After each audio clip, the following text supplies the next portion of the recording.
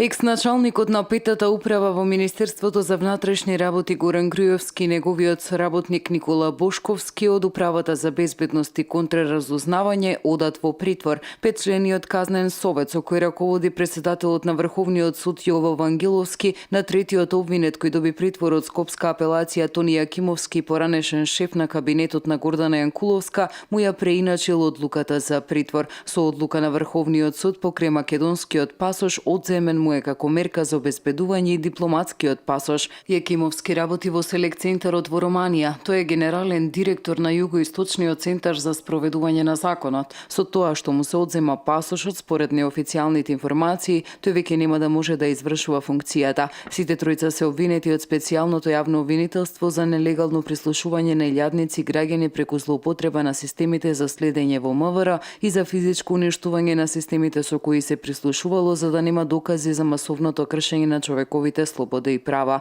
Тоа се предметите на специјалното обвинителство Тврдина и Таргет, кои сега се споени во еден предмет.